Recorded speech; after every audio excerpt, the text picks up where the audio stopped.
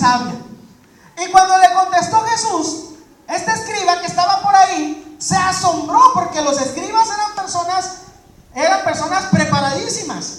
Eran los que se encargaban de copiar las escrituras.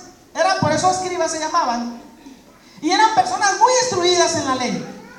Eran personas que tenían, hermanos, realmente una capacidad muy fuerte para conocer la palabra. Entonces este escriba, dice la Biblia, que se asombró de cómo le contestó Jesús al saduceo. Y dice que cuando vio esto, este hombre se acercó y le preguntó: ¿cuál es el primer mandamiento de todos? Mateo, hermanos, el Evangelio según Mateo, dice que le preguntó por tentarle.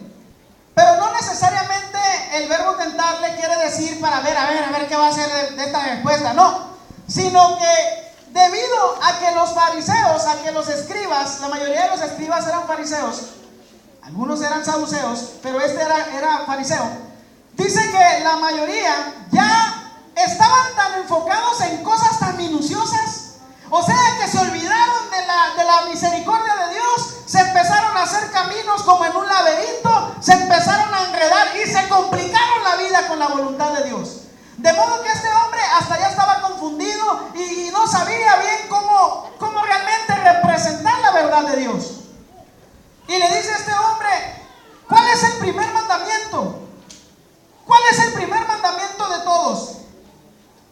Fíjense, hermanos, lo que llama la atención aquí es que Jesús no le contestó de una forma imprudente a este hombre.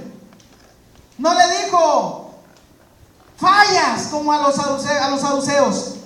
Ni le dijo: ¿por qué me tientas? No, porque él conocía la sinceridad de la pregunta de ese hombre. Él sabía que realmente estaba urgido de conocer la verdad. Y le dijo lo básico, lo que todos nosotros ya conocemos, porque todos sabemos el primer mandamiento, ¿verdad? Todos sabemos cuál es la base de todas las cosas. Y Jesús le contestó directamente y le dijo: el primero mandamiento es: oye Israel, el Señor nuestro Dios, el Señor uno es. Y amarás al Señor tu Dios con todo tu corazón, alma, con toda tu mente y con todas tus fuerzas. Ese es el principal mandamiento. ¿Ustedes creen sinceramente que este escriba, que ya conocía la palabra, que ya había realizado copias, que ya había estado plenamente convencido, no conociera este primer mandamiento? Por supuesto que lo conocía. ¿Y por qué les digo esto, hermanos? Porque cuando este hombre recibió esa respuesta, el Señor añadió una respuesta con aparentemente un segundo mandamiento, pero es un mandamiento que está ligado al primero. Y le dijo juntamente con esta respuesta: y el segundo es semejante: amarás a tu prójimo como a ti mismo. No hay otro mandamiento mayor que estos. Fíjate, hermano, aquí vemos aquí que principalmente el Señor el día de hoy a todos nos da una enseñanza también, como en aquel tiempo, de que realmente cuando el mandamiento más importante se pone por obra, es el que impera en nuestras vidas para que todo lo que hagamos se mueva con eficacia y con pasión para Él. Cuando el primer mandamiento es el que tiene el mando en nuestro corazón, es el que nos ayuda a que nazca la disposición correcta de cumplir con cualquier otra cosa que el Señor nos mande. Fíjate, hermano, el amor a Dios es la gracia que nos conduce hacia un alma que se regenera. Y cuando existe no falta nada. Pero cuando falta los demás no sirven de nada. Cuando el amor a Dios está por debajo de las demás cosas, no importa que hagamos los mayores logros, se quedan sin valor, porque no estamos haciéndolo con el amor que debe pasar sobre todas las circunstancias y sobre todas las cosas, que es el amor a Dios. Vemos aquí, hermanos, que en este caso la palabra de Dios dice que en el segundo mandamiento hemos de demostrarlo a los demás demás haciendo lo que nosotros queremos que nos hagan a nosotros. Normalmente, una persona común y corriente espera que lo mejor se lo reciba, ¿no? Se merece lo mejor, para él tienen que dar lo mejor. Incluso cuando venimos a la iglesia, ¿no? La gente se sienta esperando lo mejor. El mejor que inicie, el mejor que predica, no, los mejores cantos. O voy a un trabajo, a una empresa a la luz, al agua, y el mejor trato, ¿verdad? Uno siempre quiere lo mejor. Cuando te hacen esperar 5 minutos, ¿y por qué me haces? Yo soy el cliente, ¿verdad? El ser humano así es por naturaleza, espera lo mejor siempre de todo, no importa dónde quiera ir, ahí espera lo mejor. Pero cosa distinta es cuando se espera de él lo mejor para con su prójimo.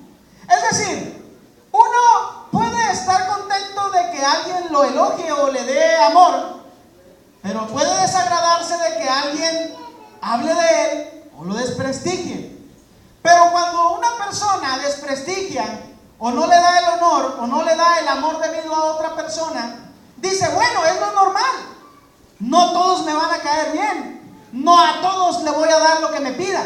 Entonces, en este caso, hermanos, nos dice la palabra, y le decía Jesús a este hombre, que el amar a Dios es igual, es el significado, ahora sí que es la conclusión de amar a nuestro prójimo como a nosotros mismos, porque en el Señor todos somos creación de Él. Somos todos de la misma naturaleza de Dios. Y fíjense, hermanos, lo tremendo que está esta palabra, porque dice que realmente en esto se conocerán los discípulos del Señor, en que se amen los unos a los otros. Qué tremendo estaba esta situación.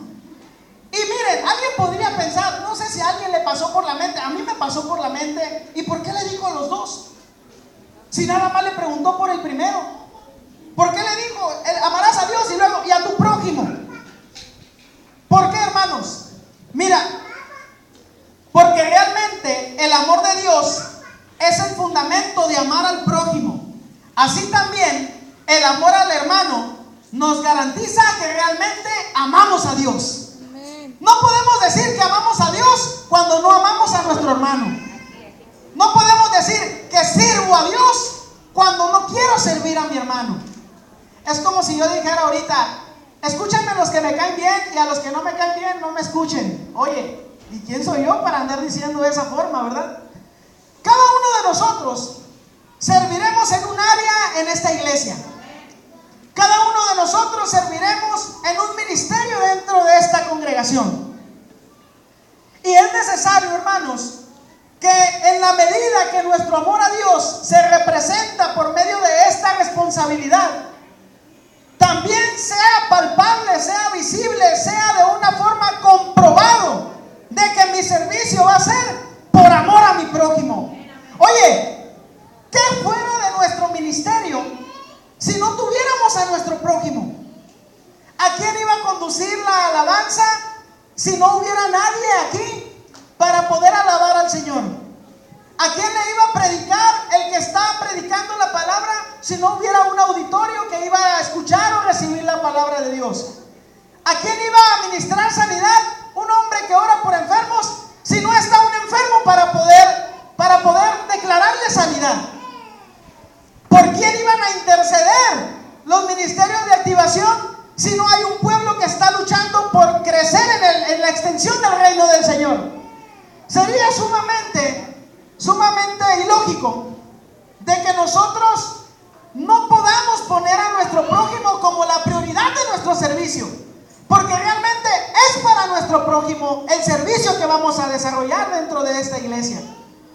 Hay ocasiones en que un ministerio pierde el sentido completamente y dice, ¿qué capacidad tengo?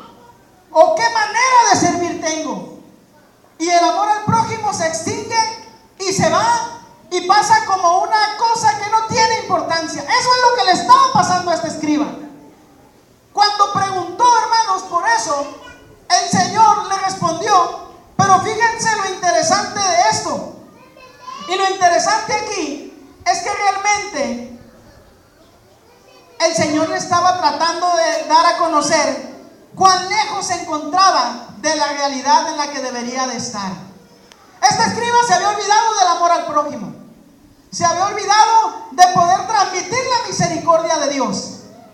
Pero fíjense, más adelante le voy a decir qué desenlace tuvo, pero quiero ahorita poner un ejemplo de una situación en la que se encontraban casi todas las personas en aquel tiempo.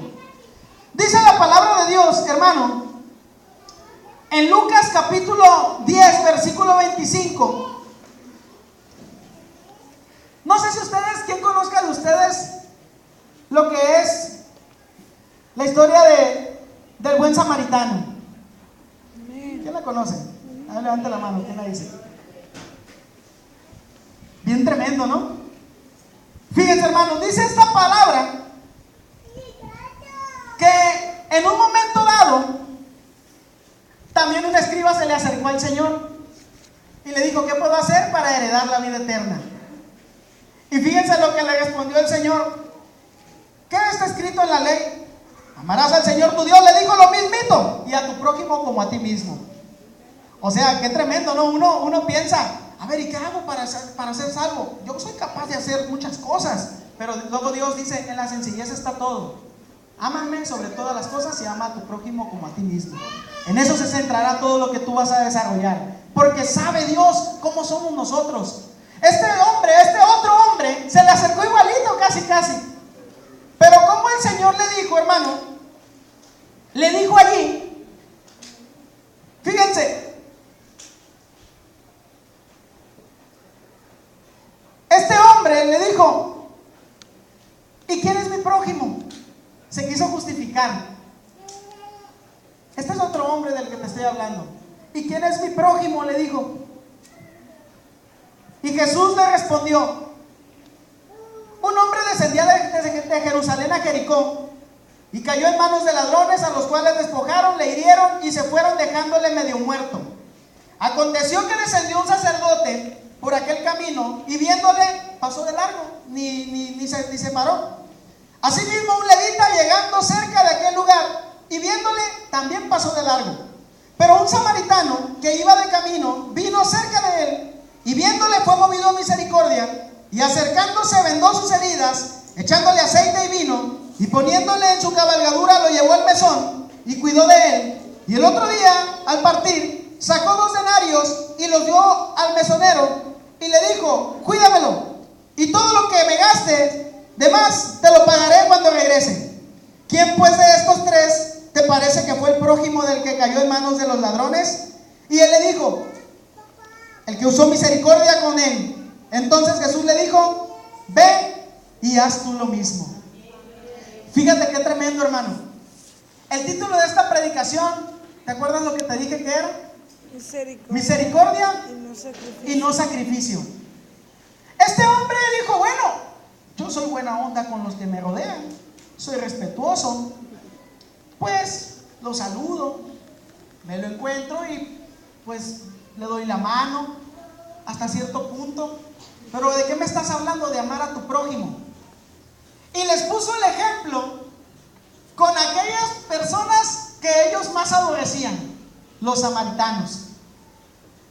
Eran 2 pueblos que andaban peleados todo el tiempo, hermanos. Todo el tiempo andaban en pleitos, en contiendas. Y fíjense, hermanos, en este caso, que realmente era una persona que les iba a traer a ellos una enseñanza que iban a recibir y que iba a marcar sus corazones como el día de hoy marcará los nuestros. Dice aquí la palabra, hermanos, que Jesús prácticamente le dijo: tu prójimo es aquella persona que tenga necesidad, sin importar raza, sin importar clase social, sin importar nación. Deben ser tratados por nosotros como un verdadero prójimo, y nosotros comportarnos como un verdadero prójimo también. En este caso, hermanos, un hombre, ustedes no sé si alguien ha visto a alguien que lo han golpeado y lo han dejado tirado en la calle. Yo creo que nos ha tocado, ¿verdad? Dice esta palabra que a un hombre lo agarraron, lo golpearon, lo robaron y lo dejaron tirado ahí en el medio de la calle. Y dice aquí que hubo primero dos personas. Dice aquí que hubo un sacerdote y un levita. Fíjense, dos personas de las cuales lo que profesaban les demandaba santidad y misericordia, porque oficiaban en un culto, porque daban sacrificio agradable a Dios, de manera, pues casi siempre lo hacían. Fíjense qué tremendo está aquí. Dice que estos hombres pasaron y que se percataron, pero no hicieron nada por esa persona, que probablemente tenía la misma nacionalidad que ellos, judío. Y bajaban, hermanos, de Jericó a Jerusalén, porque seguramente tenían residencias ahí. Y pareciera que ambos endurecieron sus corazones contra uno de su propia nación.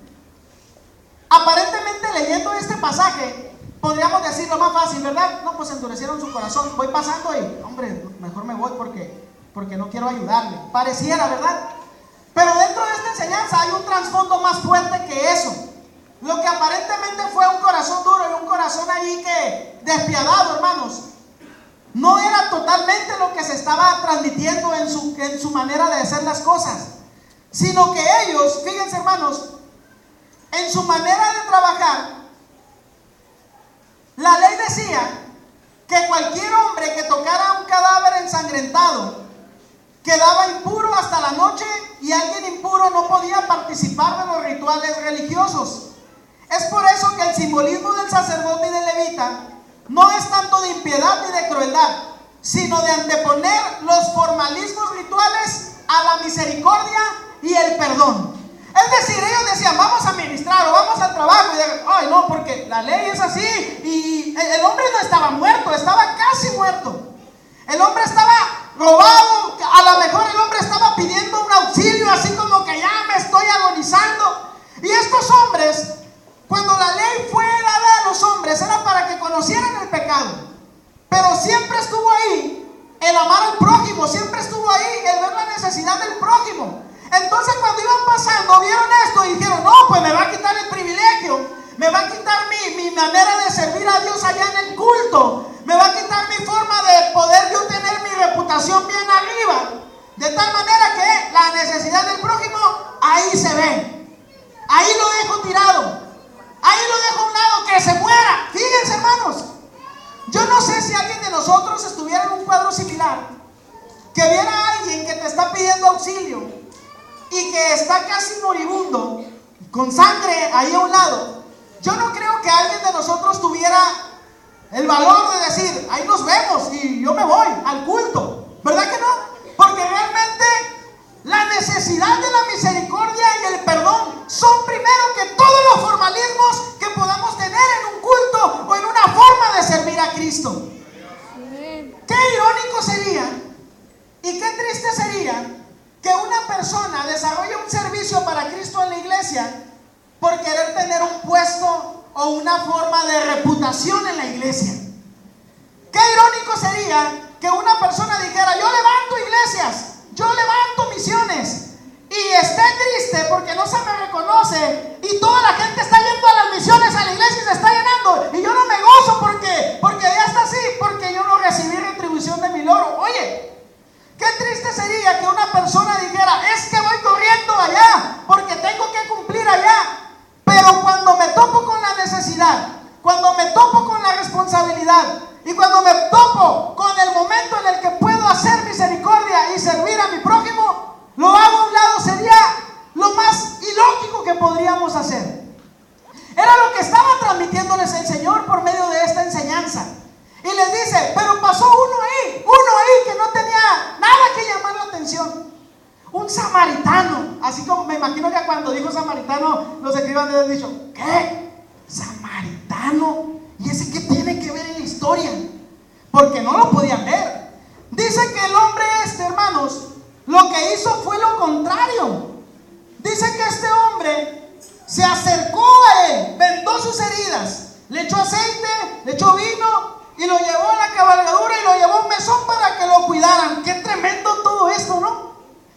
Fíjense, hermanos, cuando habla acerca de este samaritano, habla de que tuvo un corazón tierno, movido a compasión hacia un extranjero. Un judío que estaba allí. Oye, ¿qué puede? A veces se da, ¿no? Que entre los barrios uno dice, ve a uno del otro barrio, ¿no? Y le dice, te veo solo y no vas a contar los días que vas a vivir.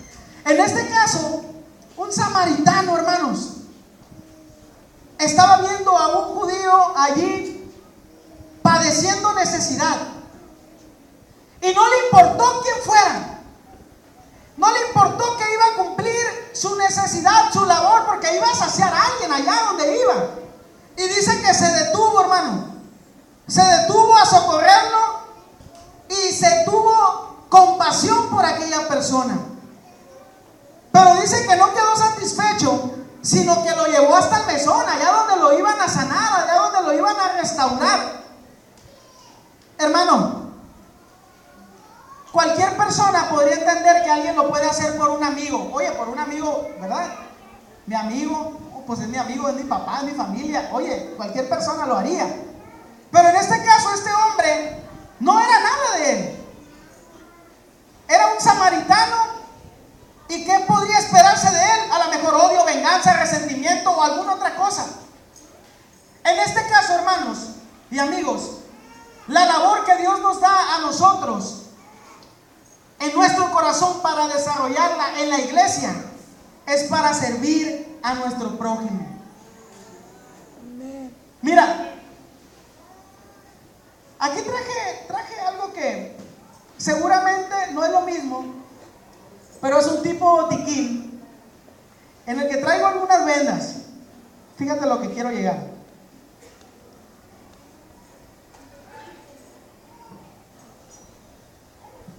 Este hombre dice que le puso aceite sobre sus heridas. Y el aceite era para poder suavizar las heridas y que se cegaran, hermanos. Sin lugar a dudas podemos ver que lo que regía en la vida de este samaritano era la misericordia, porque estaba dispuesto a amar a su prójimo y a apoyarlo. No tenía límite para hacerlo.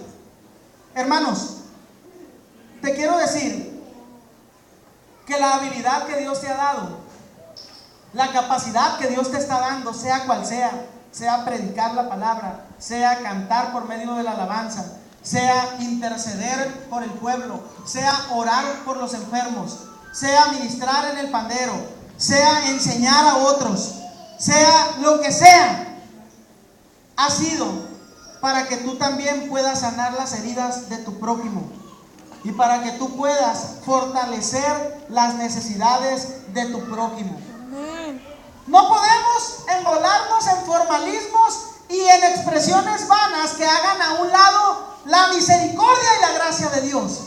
No podemos decir, es que yo estoy haciendo un sacrificio tan grande, y a la vuelta de la esquina estar como el escriba o como el fariseo, viendo lo exterior y olvidándonos de la misericordia y olvidándonos del amor que debe de salir de nosotros por medio del ministerio que estamos realizando. Cuando nosotros, hermanos, tomamos esto, es como si fuéramos y tomáramos por medio de esa capacidad, hermanos. Oye, cuando un predicador toma la Biblia, la abre y suelta la palabra, hermano, por esa iglesia vienen personas que están agonizando, casi muriendo, sin Cristo, sin Dios, sin esperanza en el mundo. Y llega la palabra y atraviesa ese corazón de tal manera que sana sus heridas.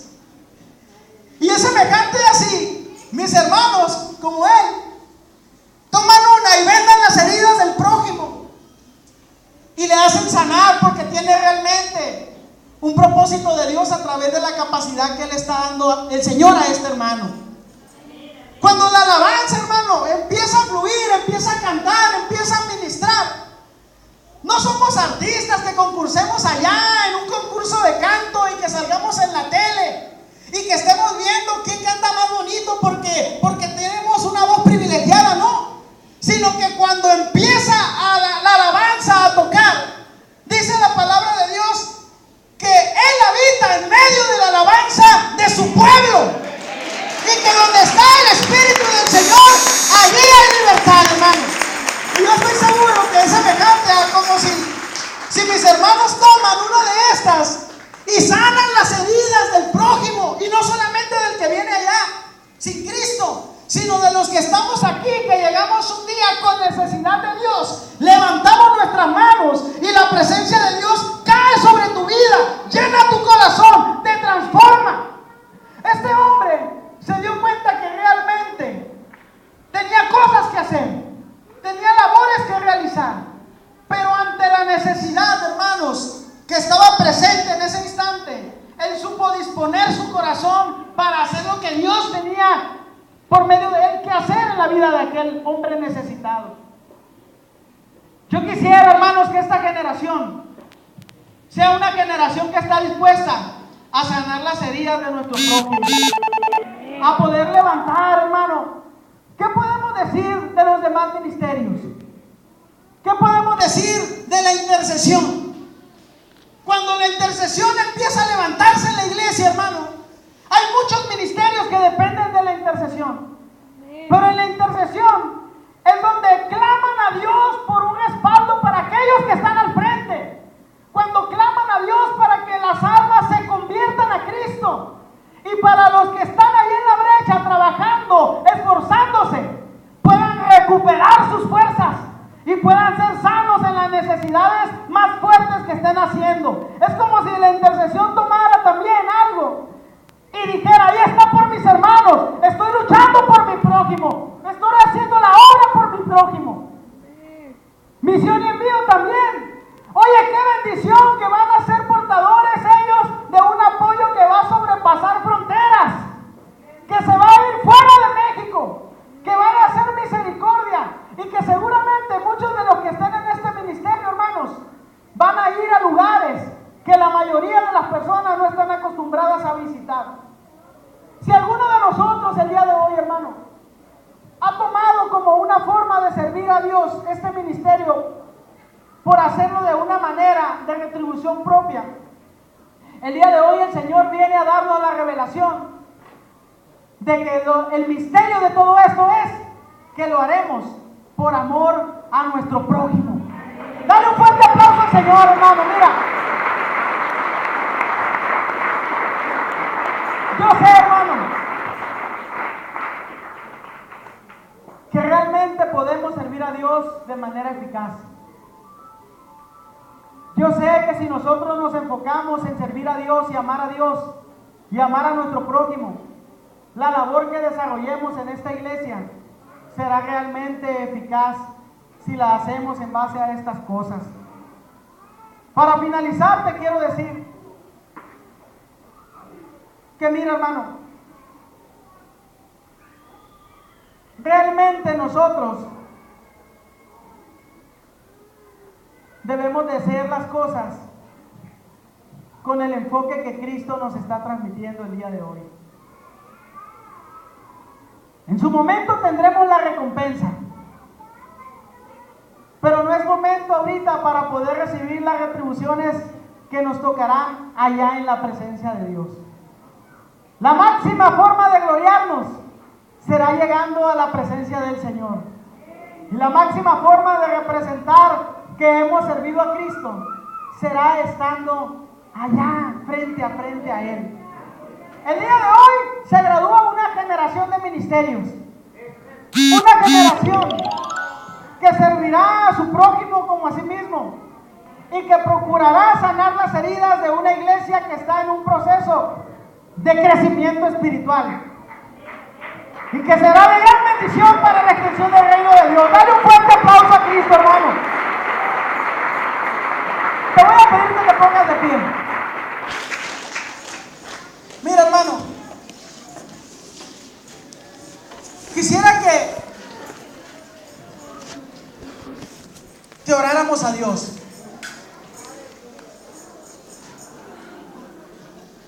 quisiera que oráramos al Señor para que sea Él quien infunda en nosotros estas cosas.